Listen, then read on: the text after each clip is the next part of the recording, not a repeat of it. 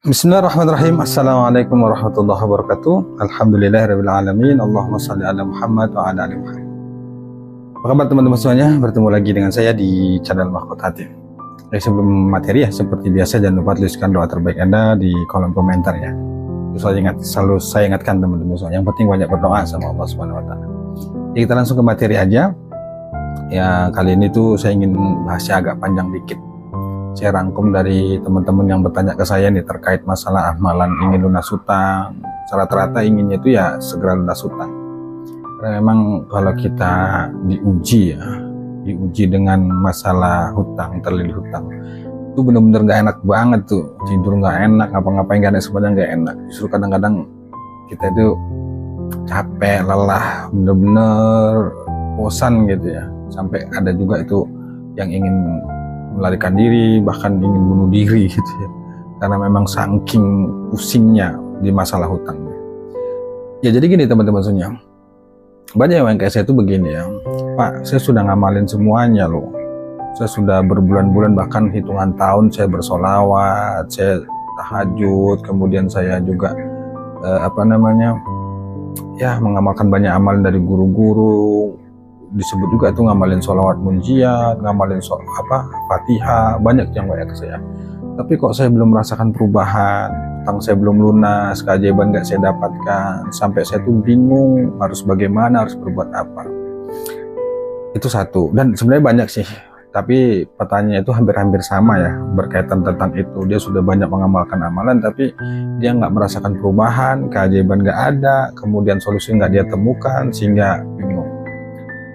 Kalau Anda merasakan itu teman-teman semuanya, yang ingin saya sampaikan adalah, pertama Anda jangan nyalakan amalannya, kemudian jangan lantas Anda berpikir ketika Anda sudah banyak mengamalkan amalan, semuanya itu harus sesuai yang ingin Anda harapkan, Anda inginkan. Nggak bisa begitu teman-teman. Pastinya semua orang itu pingin apa yang dia harapkan, apa yang dia inginkan, apa yang dia hajatkan itu terkabul, terwujud. Tapi ternyata itulah bukti bahwa kita itu tidak mampu, tidak punya kuasa. Kan berkali-kali saya sampaikan bahwa kita ini nggak punya kuasa teman-teman. Dan saya juga katakan bahwa ketika kita melihat di YouTube ya, testimoni mereka berkah ngamalin sholawat, hutangnya lunas, ngamalkan A, B, C, D, dapat keajaiban. Begitu kita ngamalkan kok tidak merasakan yang mereka amalkan.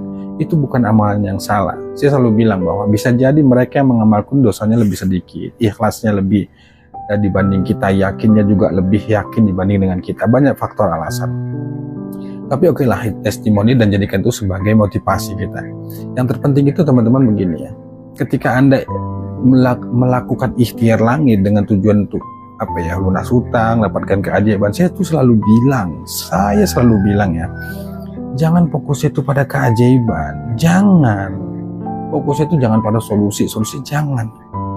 Yang penting kita fokus saja lakukan ibadah itu dengan sungguh-sungguh, dengan istiqomah. Dan juga saya katakan gak harus banyak amalan, enggak. Saya kemarin udah bahas ya bahwa amalan itu sedikit tapi Anda nyaman, Anda ikhlas, Anda tidak terbebani dengan mengamalkan itu jauh lebih baik dibanding Anda banyak amalan tapi Anda merasa terbebani, capek gitu ya. Itu menurut saya memang banyak juga guru-guru saya itu yang mengajarkan ketika kita punya hajat besar, hajat besar, impian besar, lakukan amal-amal besar, itu boleh juga. Itu nggak salah, itu guru saya juga mengajarkan itu. Tapi oke lah, setiap guru itu beda-beda ya. Tapi yang terpenting itu bagi saya adalah kenyamanan dalam mengamalkan itu. Kenapa ini saya sampaikan ya? Dan lagi-lagi ini pengalaman, saya juga pernah mengalami itu. Overdosis saya mengamalkan A, B, C, D, dengan ribuan zikir gitu ya, sholawat dan lain sebagainya. Saya tidak merasakan perubahan, saya kok merasa biasa-biasa aja, justru masalah saya makin banyak. Saya pernah alamin itu. Akhirnya yang saya lakukan itu apa? Saya mengambil satu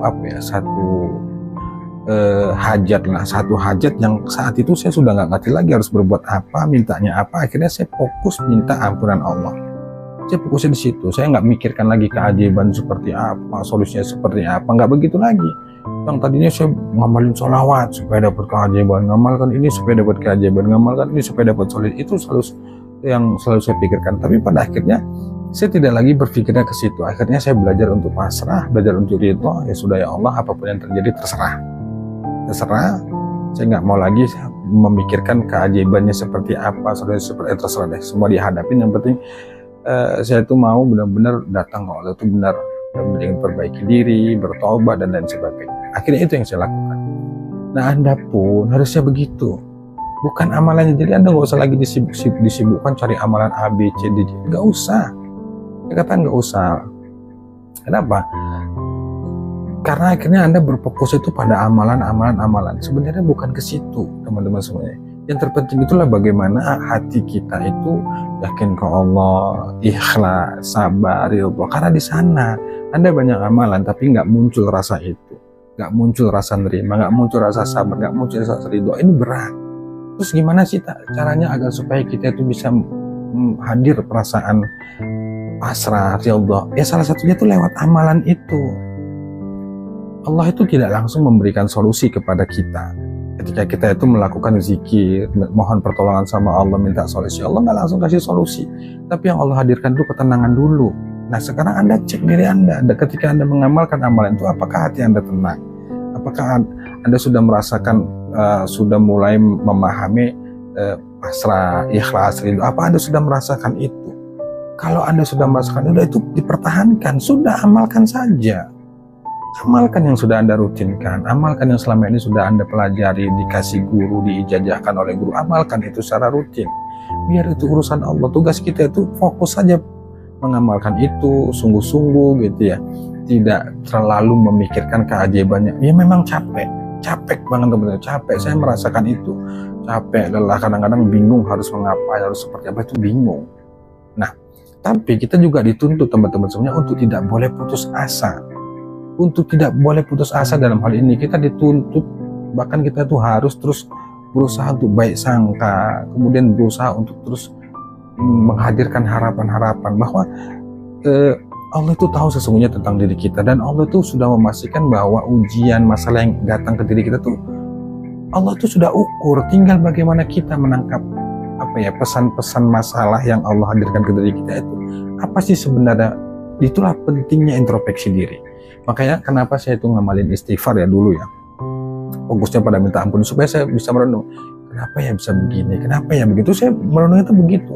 Oh, bisa jadi Allah itu ingin mendidik kita supaya sabar dulu, supaya ridho dulu. Kita diuji apakah kita tetap yakin, apakah kita tetap baik sangka sama takdir Allah yang benar-benar menurut kita nggak enak gitu ya. Itu saya berpikir ke sana. Akhirnya lepas semua keinginan itu, nggak lagi berpikir keajaiban, nggak lagi berpikir lunas hutang, nggak berpikir lagi bagaimana. Yang dipikirkan adalah gimana Allah mengampunin, gimana kuat bisa menjalani masalah demi masalah ini. Ya saya lepasin semuanya ke Allah. Akhirnya itu yang saya lakukan, pelan-pelan ternyata jalan dibuka. Berbeda dulu ketika saya menggubu ya, buat A, B, C, D dan segala macamnya, itu nggak ketemu, semuanya sulit. Tapi begitu saya coba untuk melakukan itu ya, artinya saya pelan-pelan untuk memasrahkan. Ya memang pahit, saya katakan pahit teman-teman semuanya. Ya disitulah nikmatnya yang akhirnya hikmahnya bisa saya rasakan setelah fase-fase itu terlewati gitu. Ya karena memang ya ketika kita mengamalkan amalan itu, salah satu tujuannya tuh ya manfaat itu supaya hati kita ini yakin, supaya kita ini sabar, supaya kita ini ikhlas gitu. Tidak menggebu harus A, B, C, D, D. Enggak. Jangan kita berpikir ketika kita sudah melakukan amalan, banyak amalan, kita sudah tahajud dan semuanya sudah kita lakukan, terus semuanya itu harus sesuai dengan keinginan kita. Semua doa-doa kita tuh dikasih sama Allah. Enggak seperti itu. Allah berjanji siapa yang berdoa kepadaku pasti dikabulkan. Iya benar, itu janji Allah dan pasti akan ditepati. Tapi yang jadi masalah adalah kitanya kadang-kadang yang sok tahu, bahasa saya begitu ya. Kita maunya mintanya begini, kita merasa yang kita minta itu menurut kita yang terbaik. Belum tentu menurut Allah. Menurut kita yang kita alami ini nggak baik, belum tentu menurut Allah. Nah makanya di sanalah peran rasa ridho, rasa ya ikhlas terhadap apapun yang terjadi pada hidup kita. Itu teman-teman semuanya. Nah tugas kita tuh terus saja berdoa, lakukan amal-amalan kebaikan, tahajud dan segala macam seperti yang Anda lakukan. Sudah. Kalau ukuran tahun, bulan, tahun Anda mengamalkan itu, ya memang begitu. Nggak pun Anda harus punya hutang, nggak pun Anda harus punya masalah. Kita kan juga dituntut harus wajib ibadah.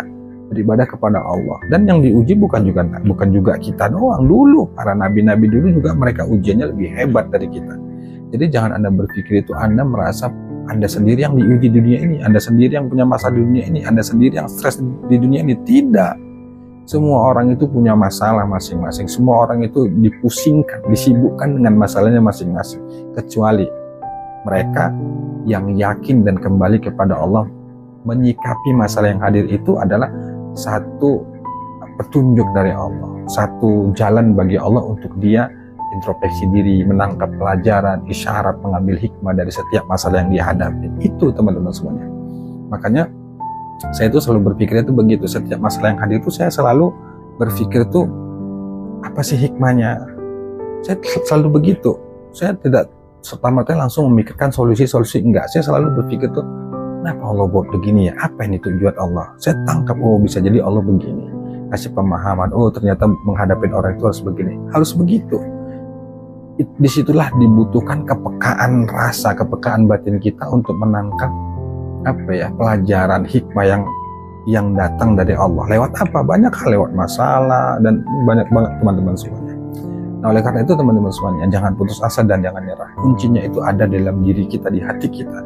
Anda jangan putus asa. Yang sudah mengamalkan itu belum merasakan perubahan, jangan putus asa, amalkan terus. Jangan berpikir kita nggak usah terlalu kalau saya bilang memaksakan kehendak, ya seperti saya dulu, jangan terlalu bahasanya itu begini, jangan terlalu sok mengatur Allah deh, kira-kira begitu. Walaupun kita nggak ada niat untuk begitu, tapi kadang-kadang secara nggak sadar bahasa yang udah ditangkap tuh begitu. Jangan sok ngatur Allah deh. Udah, yang penting kita berdoa sama Allah, nurut aja, ikutin alurnya, takdirnya seperti apa, biarkan nanti Allah itu yang menyempurnakan dengan caranya. Dengan kuasanya Allah, dengan maha adilnya Allah tuh akan memberikan jawaban-jawaban atas masalah kita, doa-doa, petunjuk, bimbingan tuh Allah akan berikan. Dah, biarkan aja itu urusan Allah. Itu maksud saya teman-teman semuanya. Nah, jangan putus asa, terus berdoa, banyak meminta kepada Allah Subhanahu wa taala, insya Allah pasti dikasih jalan sama Allah Subhanahu wa taala. Wallahu a'lam bishawab. Assalamualaikum warahmatullahi wabarakatuh.